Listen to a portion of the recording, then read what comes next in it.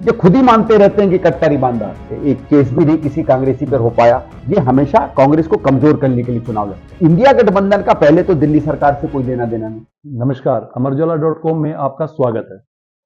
आज हमारे साथ नई दिल्ली से कांग्रेस पार्टी के उम्मीदवार और 2 बार सांसद रहे और दिल्ली की जो 3 बार मुख्यमंत्री रही और कांग्रेस की शख्सियत जिसे कहा जाता है, शीला दीक्षित के बेटे श्री संदीप दीक्षित हमारे साथ हैं। संदीप जी, इस बार कांग्रेस पार्टी के लिए आप कैसी उम्मीद देख रहे हैं? क्योंकि 2013 से लेकर अब तक काफी समय बीत चुका है और अब की बारी आप नई दिल्ली से लड़ रहे हैं, पूर्व मुख्यमंत्री केजरीवाल के खिलाफ लड़ रहे हैं, तो कैसी उम्मीद नजर आ रही है आपको? देखो, मैं बहुत बड़ा बदलाव देख रहा हूँ। 2013 का चुनाव ले लीजिए, 15 का, 19 का, एक 11, 12, 13 में जो माहौल तैयार हुआ था दिल्ली सरकार के खिलाफ, उसके नेतृत्व के खिलाफ, कुछ भ्रष्टाचार की तमाम उलझुल बातें कही जाती थी, ये लोगों में ज्यादा एक चर्चा का विषय था। लेकिन पिछले 4-5 साल से एक तो ये बात सिद्ध हो गई कि जितना कुछ उस पर आरोप लगते थे सबके सब निराधार निकले। मतलब आप सजा तो छोड़िए, एक केस भी नहीं किसी कांग्रेसी पर हो पाया। तो दिल्ली की जनता इस बात को मान गई कि उसको छलावा था, जितने कुछ आरोप कांग्रेस पे लग रहे थे। फिर उसने ये देखा कि जो काम शीला जी के समय हुआ था और जिससे वो उसको लगता था कि एक अच्छी दिल्ली में वो रह रहे हैं, वो सब काम उसको टूटते हुए दिख रहे हैं। अपने आप लोगों ने कांग्रेस को बिल्कुल अलग नजरिए से देखना शुरू कर दिया, विशेषकर पिछले 2 साल में अगर मैं मानूं तो, कोविड के बाद के अगर आप वर्षों पे ले लो। दूसरा, ये जो एक लड़ाई बार बार चलती है, केजरीवाल कहते रहते हैं मुझे काम नहीं करने दिया जा रहा, हर चीज में जब नाकामी दिखाते हैं, कोई बहाना पकड़ाते हैं। इससे मुझे लगता है कि दिल्ली की जनता ने इस बात को तो समझ लिया कि ठीक है, जिसको हम लोग वोट देते थे, किसी को हम पार्लियामेंट में देते थे, किसी को हम विधानसभा में देते थे, अब दिल्ली में हमें वापस उस पार्टी में जाना पड़ेगा जिसको हम जानते हैं कि इसने काम किया हमारे लिए। 2013 में लगभग आप लोगों का 24% के आसपास वोट शेयर था, जो अभी देखें तो 5 या 6% के आसपास पहुंच गया है। तो अब की बारी आपको भरोसा है कि ये अब देखिए 5-6% क्या था, ये तो ठीक है, 5-7% है। इसमें भी आम आदमी पार्टी में बहुत सा जो वोट कांग्रेस का ट्रांसफर हुआ है, कुछ तो चलो उस समय हमारे खिलाफ जो प्रोपेगेंडा था उस कारण से गया होगा। बहुत सा ऐसा वोटर है, कम से कम मैं मानता हूं उनके अगर उनका 30% वोट होगा तो उसमें 12-14% ऐसा वोटर है जो मूलतः कांग्रेस का वोटर है, लेकिन वो उसके साथ साथ ये नहीं चाहता कि भारतीय जनता पार्टी दिल्ली में जीते। और वो क्योंकि कांग्रेस लड़ती हुई नहीं दिखती थी, या उसका एक परसेप्शन था कि कांग्रेस गंभीरता से नहीं लड़ रही है, या कांग्रेस के चांस उस समय अच्छे नहीं हैं 2015 में, 19 में, उसको लगा कि कांग्रेस को देने की जगह हम आम आदमी पार्टी को वोट दे देते हैं कि भारतीय जनता पार्टी बाहर रहेगी। आज जब उसको लगता है कि नहीं, कांग्रेस ही भिड़ रही है आम आदमी पार्टी से और कांग्रेस ही भिड़ रही है बीजेपी से, तो वो वापस अपनी पेरेंट पार्टी पर लौटेगा। दूसरा, बहुत सा ऐसा वोटर है जो विकास चाहता है दिल्ली में और बीजेपी का वोटर है, उसको भी मालूम है कि दिल्ली में कम से कम विकास भारतीय जनता पार्टी या आप नहीं करेगी तो वो भी हमारे पास आएगा। आपके बारे में कहा जाता है कि उसने दिल्ली में सारा वोट बैंक जितना भी आज है वो सब कांग्रेस का लिया वोट बैंक रहा है। खासतौर पर शीला दीक्षित जी के बारे में बताया जाता है कि उन्होंने विशेषकर दलित समुदाय और उस वक्त मुस्लिम समुदाय और पूर्वांचल के जितने भी लोग हैं उनमें एक गहरी कांग्रेस के प्रति उन्होंने पैठ बनाई थी। ये सभी कांग्रेस को समर्थन देने लगे थे और कांग्रेस का एक वोट बैंक बड़ा बन गया था इनका। लेकिन बाद में धीरे धीरे वो सारा आम आदमी पार्टी की तरफ शिफ्ट हो गया। तो इसको वापस लाने के लिए क्या कांग्रेस ने कोई स्ट्रेटजी अब की बारी, खासतौर पर मेरा फोकस है दलित वोट बैंक और मुस्लिम पर, तो क्या ये वापस कांग्रेस पार्टी को नजर आ रहा है? देखो, ऐसा है, दिल्ली क्योंकि एक शहर है, यहाँ का जो नागरिक है, यहाँ का जो वोटर है, वो अपने अपने समुदाय की पहचान के अलावा दिल्ली का नागरिक भी, उसे भी सड़क चाहिए, उसे भी हवा साफ चाहिए, उसे भी विकास चाहिए, उसे भी पानी चाहिए, तो वो भी एक दूसरे समुदाय के वोटर की तरह रिएक्ट करता है। तो एक तो उससे इन दोनों समुदायों का हमारे प्रति आरक्षण बढ़ा है, जिसमें पूर्वांचली भी है। पर वो तो यहाँ काम करने आता है ना, अगर दिल्ली में काम ही नहीं बचेंगे तो वो कहां जाएगा? जहां तक माइनॉरिटीज की बात है, खासकर उसमें अगर आप मुस्लिम समुदाय की बात करें, उसने देखा है कि जब दंगे हुए तो आम आदमी पार्टी उसके साथ नहीं खड़ी थी। जब अभी ये संभल में हुआ तब उसके साथ नहीं खड़ी थी। कोविड में बल्कि उसके लोगों को चिन्हित करके उसने ये इंप्रेशन दिया कि जो मुस्लिम्स हैं वो कोविड बढ़ाने में उन जलून चीजें कर रहे हैं। तो वो वही चीजें कर रही थी जो भारतीय जनता पार्टी जिस तरीके से उनके खिलाफ दुष्प्रचार फैलाती है। उनका कॉन्फिडेंस बिल्कुल टूट गया है। एक आध जगहों पे बीजेपी को हराने के लिए कुछ हो सकता है, भले उन्होंने दे दिया हो, वो तैयार हैं कि अगर हमें दूसरा ताकतवर विकल्प मिलेगा तो हम आम आदमी पार्टी को डंप कर देंगे। जहां तक एससी और दलित समुदाय की बात है, वो उसको भी विकास चाहिए था, उसको भी नौकरियां चाहिए थी, लेकिन वो एक दो चीजों से आकर्षित हुआ था। इन्होंने कहा था कि हम परमानेंट नौकरियां करेंगे, खासकर सफाई कर्मचारियों को लगा, बिल्कुल नहीं कर पाए, एक नहीं कर पाए। जो 2-4-500 की वो तो एक नॉर्मल चलता है, तो वो हजारों हजारों कार्यकर्ता जो इंतजार कर रहे हैं कि हमारा परमानेंट होना था, वो परमानेंट नहीं हो पाए। और वो केवल सरकारी नौकरियों में नहीं थे, वो उन कॉन्ट्रैक्चुअल जॉब्स में भी थे जो आम आदमी पार्टी लगा रही है, वो और जगहों पे भी काम कर रहे थे। वहां उनको लगता है कि बिल्कुल हमारे साथ धोखा दिया गया। फिर जिस तबके पे वो रहते हैं, जहां वो रहते हैं, झुग्गी झोपड़ियों में, क्लस्टरों में वो रहते हैं, आपको याद होगा ये कहते थे जहां झुग्गी वही मकान। एक मकान नहीं बना पाए। अरे यार 10 साल में एक दिखावे के लिए पोटा के भी नहीं बना देते। तो उसको लगता है यार कि मेरा जीवन सुधारने में इसने जो बड़े बड़े वायदे किए, ये तो बिल्कुल ही जीरो निकला है। स्वाभाविक है कि वो दूसरी पार्टी की तरफ देखेंगे। जी, एक संदीप जी, शुरू से ही आम आदमी पार्टी ये कहती रही है, बाद में भी जब अरविंद केजरीवाल पहली बार दूसरी बार मुख्यमंत्री बने तो तभी भी उन्होंने कहा कि हमारी जो ये आप है ये कांग्रेस का विकल्प है। कांग्रेस के विकल्प के तौर पर उन्होंने अपनी सभी सभाओं में ये बात कही। तो कांग्रेस पार्टी 2013 से लेकर अब तक इस बात को समझने में थोड़ी देर क्यों हो गई कि भाई ये तो हमारा विकल्प। अभी पिछले दिनों एक प्रेस कॉन्फ्रेंस काफी चर्चा में रही अजय माकन की, कांग्रेस पार्टी के कोषाध्यक्ष, उन्होंने पहली बार खुलकर बोला कि भाई हमें तो जैसे नुकसान इनसे ज्यादा है और दूसरी पार्टी से कम है। नहीं, मुझे लगता है हम लोग कम से कम जो दिल्ली में थे या जहां जहां ये पार्टी काम कर रही थी, हम लोग तो पहचान गए थे। जी, ठीक है। वो दूसरी बात है कि कभी कभी अरविंद केजरीवाल अपने आप को बीजेपी का भी विकल्प कहते हैं, क्योंकि वो भी जो माना जाता है सॉफ्ट हिंदू पॉलिटिक्स खेलते हैं। कभी नोटों पे लक्ष्मी जी छपवाते हैं, कभी बड़े बड़े मंदिरों में जाकर टेलीकास्ट करवाते हैं। अरे धर्म है, आप अपने निजी जीवन में रखिए। तो वो दोनों का है, वो गंगा गए तो गंगादास, जमुना गए तो जमुनादास, उनका दोनों का कहानी रहती है। तो कभी कभी वो संघ का या बीजेपी का भी विकल्प बनने की कोशिश करते हैं। भाई बीजेपी तो चिट्ठी लिखती है आरएसएस को कि हमसे नाराज हो क्या, या ये करो। आज उन्होंने भी चिट्ठी लिख दी आरएसएस को। तो वो कहां क्या है वो पता है, लेकिन ये कांग्रेस का विकल्प नहीं है। ये हमेशा कांग्रेस को कमजोर करने के लिए चुनाव लड़ते हैं। ये इनकी कोशिश है कि कांग्रेस का विकल्प इस देश में बीजेपी बन जाए, अपने आप को नहीं बनाना चाहती। एक पिछला करीबन 2013 में जब सरकार बनी और 49 दिन के लिए केजरीवाल सीएम बने।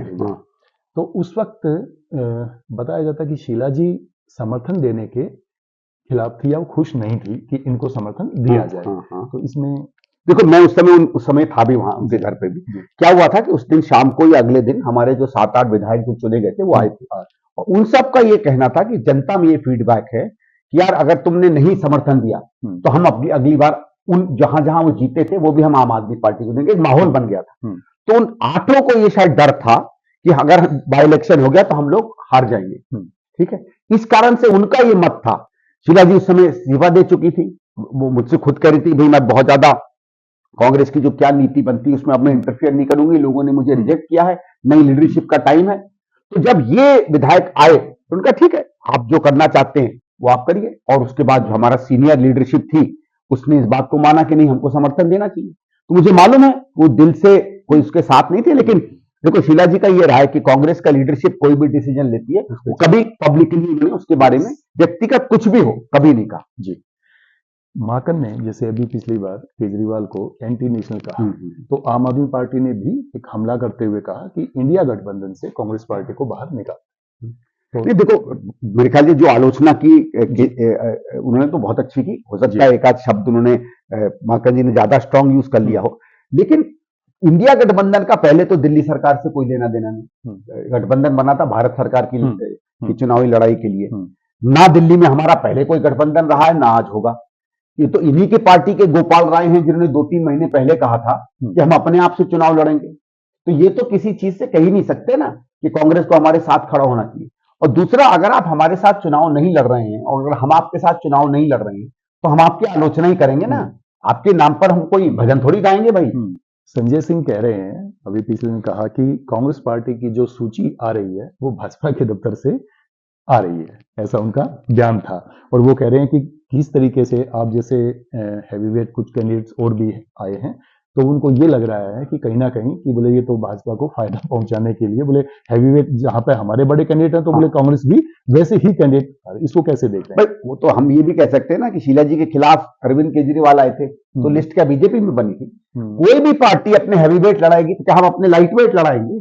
आप ये बताइए ना। मैं बॉक्सिंग मैच में हूं, मतलब वो कहना था कि इसका आम आदमी पार्टी को नुकसान होगा। क्यों नहीं होगा? हम उसको भी हराएंगे, बीजेपी को हराएंगे। हम कैसे सरकार बनाएंगे जब तक हम बीजेपी को ना हराएं और आम आदमी को ना हराएं? हम सरकार कैसे बनाएंगे? भाई एक चीज बताओ, कोई भी पार्टी दूसरे पार्टी को जिता के सरकार बनाती है या हरा के सरकार बनाती है? तो सामान्य कॉमन सेंस की बात हो गई। केजरीवाल शुरू से ही, जब केजरीवाल पहली बार मुख्यमंत्री बने और आंदोलन से ये पार्टी निकली, तो तब ये लोकपाल को लेकर था, करप्शन को लेकर था, और बाद में वो चीजें कहीं ना कहीं पीछे रह गई। उसके बाद हालांकि उन्होंने स्कूल, अच्छी स्वास्थ्य, इसका हवाला दिया, लेकिन बाद में वही चीजें मौलवी पर आ गई, पुजारी पर आ गई, महिलाओं की छूट पर आ गई, कहीं हज यात्रा पर आ गई, तीर्थ यात्रा पर आ गई। तो ये सभी चीजों का सहारा क्यों लेना पड़ा जब आपकी पार्टी का गठन तो करप्शन के उस पर हुआ? क्योंकि देखिए साहब, जब आदमी करप्शन पे आता है और झूठ करप्शन पर आता है तो फिर क्या करें? आपको सिद्ध तो कर नहीं पाए, आप किसी को जेल तो डाल नहीं पाए, सारी फाइलें आपके पास, लोकायुक्त आपके पास, सारे प्रोजेक्ट्स के पेपर आपके पास, कुछ होता तो निकाल नहीं लेते क्या? भाई कोई भी सरकार जो है पेपर देख के तो निकाल सकती है ना गड़बड़ी क्या हुई। तो वो आपका झूठ साबित हुआ, फिर खुद उसमें फंस गए उस दलदल में। अब क्या अपने आप को ईमानदारी की लड़ाई लड़ेंगे जब खुद आप बेईमानी के दलदल में फंसे हुए? देखा होगा 3 महीने पहले जब ये जेल से निकले थे तो कह रहे थे कि दिल्ली की जनता तय करेगी मैं कट्टर ईमानदार हूं कि नहीं। आजकल कट्टर ईमानदार का कहीं स्लोगन नहीं दिखता है, ये फ्री वाला इसमें चालू हो गया है। और अगर आपने विकास किया था तो विकास के नाम पे वोट मांगते, आप तो फ्री फंड पे, मुफ्तखोरी पे वोट मांग लो। ठीक है, थोड़ी बहुत ऐसे प्रोग्राम हर पार्टी करती है, लेकिन इनके सेंटर में केवल वही है। क्योंकि जब पार्टी काम नहीं करती है तो इन्हीं चीजों से, जैसे होता है ना, कभी कभी हम लोगों ने घर में भी देखा है कि बेटा अगर बहुत नाराज हो जाए तो आप 5 रुपए का पॉकेट मनी देते हो, चलो यार बेटा ये छोड़ो, चलो जाके आइसक्रीम खा लो। तो ये उसी तरीके से आइसक्रीम खिला रहे हैं। भाजपा भी पिछले जो 3 चुनाव देखे हैं तो उसमें ज्यादा छूट देने का समर्थन नहीं कर रही है, या उसने भी कोई ऐसे लुभावने वादे नहीं करे। तो अभी कांग्रेस पार्टी का घोषणा पत्र आने वाला है, तो आप तो क्या लगता है कि उसमें कुछ आपकी तर्ज पर होंगे या अपना क्लियर स्टैंड होगा कि नहीं? देखिए, हम कभी सब्सिडी के खिलाफ नहीं रहे, कभी भी। हमने पहले भी दी थी, जब हमारी सरकार थी तो हम बिजली में 50 से 60% के करीब सब्सिडी देते थे, बल्कि 200 यूनिट से कम, तो जहां 2-2.5 रुपए का कॉस्ट था हम लोग 1 रुपए पे ही चार्ज किया करते थे। तो ऐसा नहीं कि हम सब्सिडी नहीं देते। पानी में हम लोग करीबन 90% सब्सिडी देते थे। हमारा हमेशा ये रहा है कि यार बिल्कुल फ्री नहीं करना चाहिए, क्योंकि आदमी को थोड़ा बहुत एक लगना चाहिए कि मैंने भी किसी सर्विस के लिए, भले सिर्फ सांकेतिक हो, सिंबॉलिक हो, पे करना चाहिए। ये जो बिल्कुल मुफ्त वाली राजनीति है, इससे इसलिए परहेज करना चाहिए क्योंकि नागरिक या उपभोक्ता जो है उसका एक संबंध फिर एक रिसीवर का हो जाता है, एक स्वाभिमान से, अपने हक से उस सर्विस को मांगने का नहीं रहता। ये कांग्रेस की सोच है। तो हम भी लाएंगे ऐसी चीजें, लेकिन हमारा यह है कि हम उसके साथ साथ विकास की भी बात करेंगे। इन्होंने विकास की बात बिल्कुल छोड़ दी है। यह नहीं है कि पूरा सरकार का पैसा केवल उसमें खर्च हो जाएगा। हमको मालूम है सरकार हम कैसे चला सकते हैं, सरकार में पैसा कैसे इकट्ठा किया जा सकता है, और उसको विकास में हर सहूलियत को देते हुए भी उसको विकास में कैसे डाला जा सकता है। संदीप जी, आप अरविंद केजरीवाल को कब से जानते हैं? और ऐसा भी सुनने को मिला था कि जब अन्ना आंदोलन चल रहा था तो उस वक्त यूपीए सरकार से कहीं ना कहीं केजरीवाल की बातचीत कराने के लिए आप भी माध्यम बने थे, या आपने कुछ मदद की थी? देखो, 2004 में जब मैं जीत के आया था तो मैं अरुणा रॉय जी को अच्छे से जानता था, जो उदयपुर में काम करती हैं, वो राइट टू इंफॉर्मेशन में। और उन्होंने मुझे बताया कि उनका एक कोई सहयोगी है अरविंद केजरीवाल, जो दिल्ली में काम करते हैं। तो ये भी सुन रखा था कि भाई मैग्सेसे अवार्ड जीता, तो आदमी होता है भाई, मैग्सेसे अवार्ड जीता, अच्छा व्यक्ति होगा। तो मुझे मिलने आए थे, 2-4-5 दिन मेरे दफ्तर में भी बैठे, एक्टिविटीज वो करते रहे। कुछ वो 2-3 बार उनको दिक्कत हुई, वो भी बड़ी इंटरेस्टिंग कहानी है, क्या दिक्कत हुई क्या नहीं हुई। लेकिन उसके बाद मिलने मिलाने के बाद मुझे लगा ठीक है, कुछ अपना करते कराते हैं, कोई बहुत ज्यादा मैं उनसे इंप्रेस नहीं होता, इसलिए तब से जानता था। 2-1 बार इधर उधर टकरा भी गए थे। फिर जब ये लोकपाल का चला तो हम लोगों को ये लगा कि पता नहीं क्यों सरकार से इनके बीच में संवाद नहीं हो रहा है, और दिल्ली में इसका बहुत बुरा असर हो रहा है। तो मैंने ऐसे ही हमारे मित्र द्वारा इनको कांटेक्ट किया कि आप सरकार से बातचीत करो लोकपाल बिल पर, आपकी कुछ चीजें हैं वो ठीक है, आपकी कुछ चीजें हैं वो ठीक नहीं है लोकपाल में। तो हम केवल एक जरिया बने थे उस संवाद का, क्योंकि पहले से जानते थे। तो भाई आप किसी को जानोगे तो आप फोन उठा के कॉल कर सकते हो, उसको भी लगता है कोई जान पहचान का, इसलिए मैं बात कर लेंगे। तो मैं केवल उस कॉन्वर्सेशन का माध्यम बना। क्या आप मानते हैं संदीप जी कि 2013 में जब ये आंदोलन चला और शीला दीक्षित जी की सरकार चली गई बाद में, तो क्या उसमें आम लोगों को भी ये बात मानी गई कि उसमें शीला दीक्षित जी का कोई रोल नहीं था और ना ही शीला दीक्षित जी के खिलाफ लोगों में गुस्सा था? वो सारा सेंट्रल गवर्नमेंट को लेकर जो भी उस वक्त की परिस्थितियां रही, उसका खामियाजा कहीं ना कहीं शीला जी को भुगतना। हो सकता है बहुत से लोग इस बात को कहते हैं, पर देखिए लोगों में क्या होता है, लोग तो पार्टी को वोट देते हैं, और अगर पार्टी का नाम पे सवाल उठता है, चाहे राज्य सरकार का हो चाहे भारत सरकार का हो, क्योंकि दिल्ली में दोनों सरकारों का बहुत प्रभाव होता है,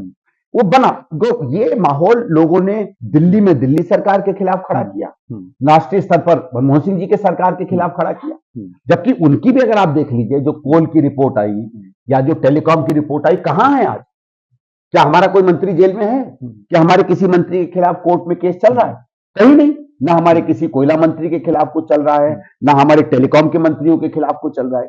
भाई नरेंद्र मोदी तो कहते हैं ना कि ये बिल्कुल जेल डाल देंगे दोषी को, जब ये भी हमारे किसी के खिलाफ केस नहीं चला पाए, तो ये तो साफ है ना कि जितने जो दोष थे वो मरे गए केवल उससे। अब ये कहना कि क्या उनकी गलती थी, हमारी गलती थी, क्या इसमें कोई हम असेसमेंट तो है नहीं कि कौन ने किस किस कारण से वोट किया था। ये समझ लीजिए कि कांग्रेस के ऊपर कीचड़ उछाला गया और उसका असर दिल्ली में और राष्ट्र में दोनों पे पड़ा। आखिरी सवाल संदीप जी, केजरीवाल कह रहे हैं कि हमें अपनी ईमानदारी पर पूरा भरोसा है और हम दोबारा से आ रहे हैं, क्या कहते हैं? देखो साहब, ईमानदारी पे आपको भरोसा हो सकता है, बात यह क्या कोर्ट पे भरोसा है आपकी ईमानदारी पे? कोर्ट ने अभी आपको बेल दी, सुप्रीम कोर्ट ने, ठीक है, अच्छा है बेल दी, हम भी बेल का समर्थन करते हैं। बेल देते देते सुप्रीम कोर्ट ने कहा कि आप फाइल नहीं साइन कर सकते, ठीक है केजरीवाल साहब, आप मुख्यमंत्री रहो, आप अधिकारियों से बात नहीं कर सकते, आप दफ्तर नहीं जा सकते। इसका मतलब है कोर्ट ने कहा कि मुझे शक है, मैं ट्रस्ट नहीं कर सकता कि आप फाइल साइन करो। तो जिस मुख्यमंत्री पर फाइल साइनिंग तक का भरोसा सुप्रीम कोर्ट का नहीं है, मुझे नहीं लगता है कि वो कोर्ट आपको बहुत ज्यादा ईमानदार मान रहा है। बाकी कोर्ट क्या कहता है, जजमेंट में क्या होता है वो देखेंगे। अपने ऊपर कोई तमगा लगाकर खुद ही तमगा पहन लेने का मतलब नहीं है कि आप रेस जीते। मैं जैसे बार बार उदाहरण देता हूं कि मैं दुनिया का मोस्ट हैंडसम मैन का अवार्ड बना लूं और खुद अपने आप को ही दे दूं, कोई मानेगा?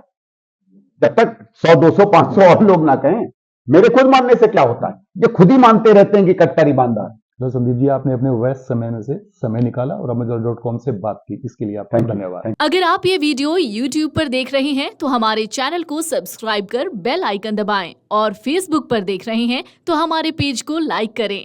8 मिलियन प्लस सब्सक्राइबर, आपके इस भरोसे के लिए बहुत धन्यवाद।